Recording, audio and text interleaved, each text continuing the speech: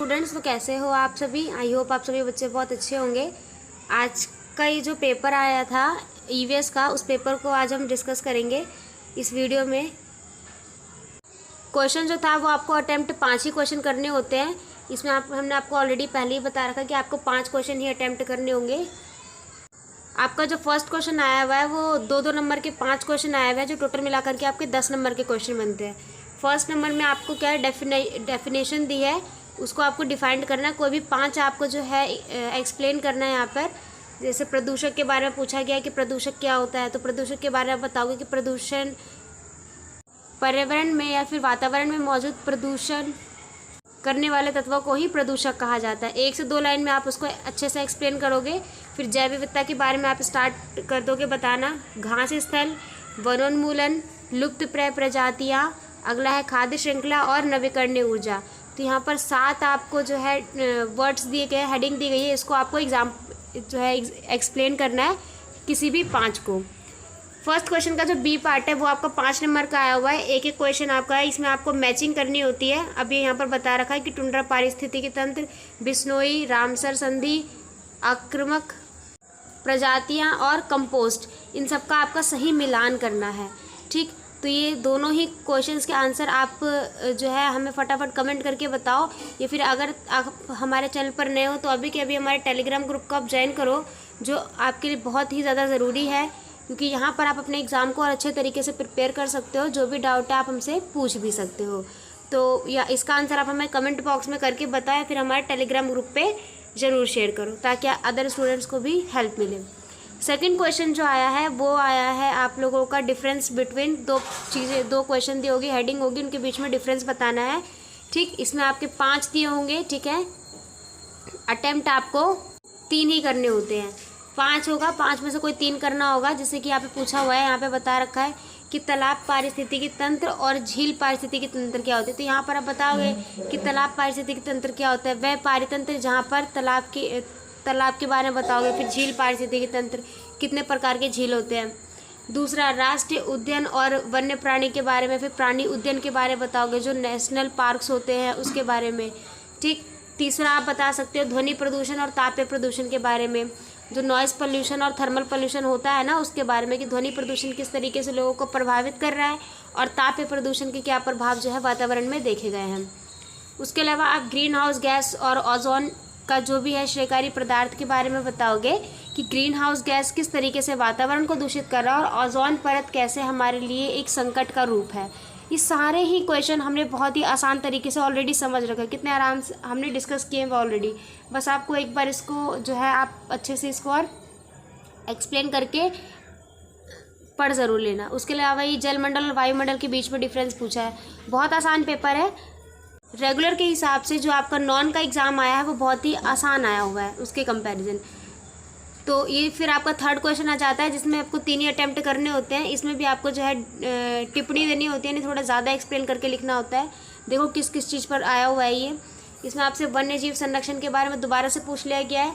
आवास की हानि और जैव विविधता पर इसका क्या प्रभाव पड़ता है, ये कि आवास जब कोई भी प्राकृतिक घटना के कारण कोई भी जीव या फिर मनुष्य पलायन करता है तो उसका आवास की हानि होती है। तो उस हिसाब से जैव विविधता कैसे प्रभावित होती है ये लिखोगे आप। नदी जल विवाद के बारे में बताओगे। प्लास्टिक प्रदूषण में हमने बहुत अच्छे से देखा था। इससे पहले वाला जो क्वेश्चन पेपर था रेगुलर वाला, उसमें भी प्लास्टिक को लेकर के क्वेश्चन आया था। और यहाँ पर जो आया हरित क्रांति विहीनी, तो इसमें भी आप आराम से बता सकते हो। फिर फोर्थ क्वेश्चन जो पूछा है वो आपका 15 नंबर का क्वेश्चन है। क्वेश्चन पूछा गया है जन आंदोलन से रिलेटेड। एक केस अध्ययन की सहायता से आपको पर्यावरण जागरूकता बढ़ानी है और उसके ऊपर कैसे आप उसको संरक्षण कर सकते हैं। पारिस्थितिक तंत्र की सुरक्षा में जन आंदोलन की भूमिका क्या है, इसके ऊपर आप आराम से जो है 15 नंबर का आंसर लिख सकते हो। फिफ्थ क्वेश्चन देखो आप, ये भी 15 नंबर का है, जिसमें फर्स्ट पार्ट क्या पूछ रहा है, इसमें पूछा हुआ है भीतरी वायु प्रदूषण और इसके कारणों के साथ साथ मानव स्वास्थ्य पर इसका क्या प्रभाव पड़े। अब आप सोच रहे हो कि भीतरी वायु प्रदूषण क्या होता है, तो देखिए क्वेश्चन को ना यहाँ पर घुमा रखा है। भीतरी और बाहरी कुछ नहीं होता है, यहाँ पर आपसे बेसिकली पूछा गया है तो वायु प्रदूषण और इसके मानव स्वास्थ्य पर क्या प्रभाव पड़े हैं ये पूछा गया है। इसी को आप आंसर लिख दोगे, बस आपको आंसर अपना क्वेश्चन के हिसाब से बनाना होगा। ठीक, इसी का जो है शहरी क्षेत्रों में भीतरी और बाहरी वायु गुणवत्ता में सुधार के लिए नागरिकों को जिन कुछ उपाय और प्रथाओं की आवश्यकता है उनका जो है परिगणन करना है। तो यहाँ पे भी आप आराम से बता दोगे कि जो बाहर वायु है उसकी गुणवत्ता में हम सुधार कैसे कर सकते हैं, यानी वायु प्रदूषण को हम कैसे रोक सकते हैं, और आखिरकार नागरिकों द्वारा जो उपाय या फिर जो भी निर्णय लिए जाते हैं वो कहाँ तक अच्छे हैं। ठीक, इसके बारे में आप बता सकते हो। क्वेश्चन घुमा हुआ है थोड़ा सा, बाकी आपको थोड़ा 1 से 2 बार आप पढ़ोगे तो अपने आप आपको समझ आ जाएगा। छठा क्वेश्चन भी आपका 15 नंबर का है। इसमें भी आपसे पूछा हुआ है, ये थोड़ा सा रोटेट हो गया है, पिक्चर लेने में थोड़ी सी प्रॉब्लम हुई है, यहाँ पे आप थोड़ा ध्यान देना। यहाँ पे पूछा हुआ है कि वन्य जीव संघर्ष क्या था, यानी मानव वन्य जीव संघर्ष क्या था। ध्यान सुनना, मानव और वन्य जीव संघर्ष क्या है, उन कारणों की व्याख्या करनी है जिनके कारण भारत में मानव वन्यजीव संघर्षों में वृद्धि हुई है। अब देखो, मानव और वन्यजीव संघर्ष क्या है। अगर आपने जो है 4th चैप्टर जैव विविधता वाला चैप्टर का अच्छे से पढ़ा है तो उसमें ये टॉपिक आया था छोटा सा, हमने ऑलरेडी वीडियोज़ भी बना रखे हैं इस पर, कि मानव और वन्यजीव के बीच में जो है एक द्वंद्व चल रहा है, तो उनके बीच में संघर्ष क्या है। ये कारण आप लिखोगे कि उनके बीच में क्यों चल रहा है ये, इनके कारणों को आप बता सकते हो कि किन कारणों से है। मानव किस प्रकार से जंगलों पर जो है अपना वर्चस्व बढ़ाता जा रहा है, वनों की कटाई कर रहा है, वन उन्मूलन कर रहा है, औद्योगिकरण कर रहा है, जिससे कहीं ना कहीं वन जीवों को जो है खतरा पैदा हो रहा है, और इन्हीं के कारण मानव और जंगलों के बीच में एक संघर्ष उत्पन्न हो गया है।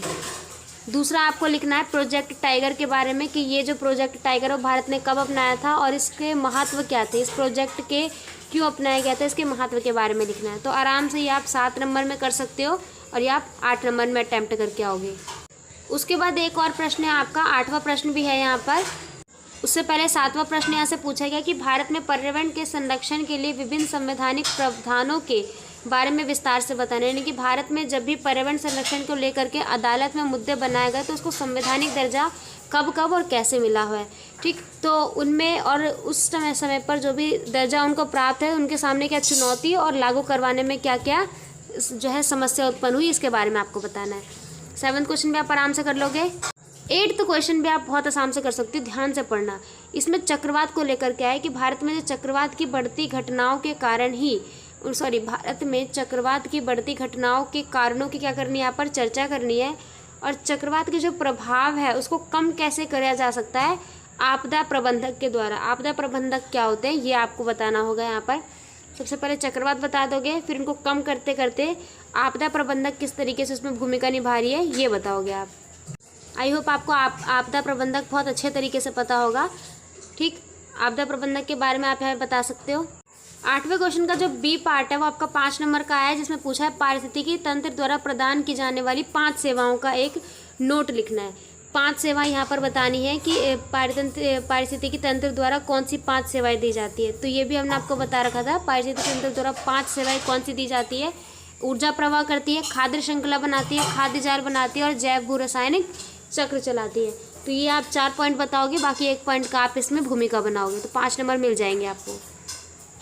तो ये था आपका एनसी वेब का एक ईवीएस का पेपर। आई होप आपको ये वीडियो पसंद आई होगी। अगर आपको इसके आंसर चाहिए तो आप हमारे टेलीग्राम ग्रुप को ज्वाइन कर लो, वहाँ पे हम आपको इसके आंसर बता देंगे, ताकि कल जो शोर वाले बच्चों का एग्ज़ाम है वो अपने आंसर को और अच्छे तरीके से आइडिया के साथ प्रिपेयर कर ले। तो मिलते हैं अगली वीडियो में। Thanks to being here. Thanks.